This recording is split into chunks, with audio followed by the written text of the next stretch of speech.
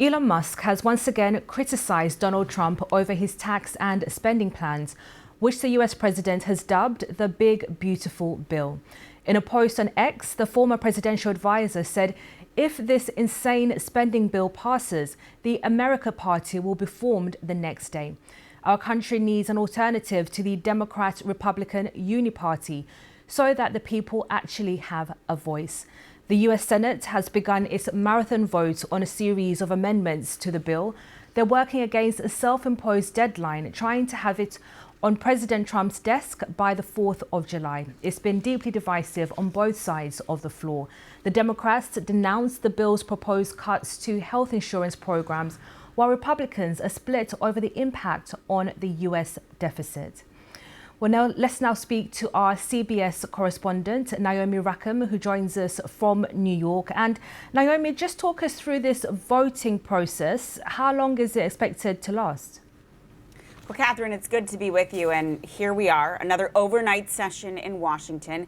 This marathon vote series is continuing now into the wee hours at about 4:20 local time there in Washington. The current stage is called a vote-a-rama, which is a long stream of proposed amendments being voted on one by one. Senate Democratic leader Chuck Schumer says Democrats will bring amendment after amendment after amendment to the floor so Republicans can defend their billionaire tax cuts, which is another way of saying that they will delay the inevitable final vote as long as possible. While senators are mingling on the floor, most negotiations are actually happening behind closed doors. Catherine? Apologies for interrupting you there, Naomi. What are the main sticking points, would you say?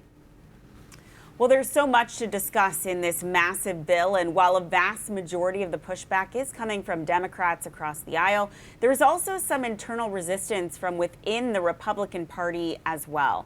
The bill includes an extension of the president's 2017 tax cuts, along with his campaign promise of no tax on tips, a new tax on wind and solar projects that use materials from China, and increased border and defense spending. But lawmakers in both parties have come out against the steep cuts to Medicaid, which is America's insurance program for those who have lower income.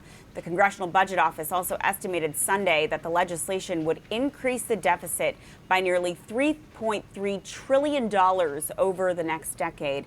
And with a 53-seat majority, Senate GOP leaders can only afford to lose support from 3 Republicans. That would still then require a tiebreaker from the vice president, and 2 Republican senators are most certainly going to vote no on the package, really leaving only 1 or 2 votes as wiggle room. Catherine?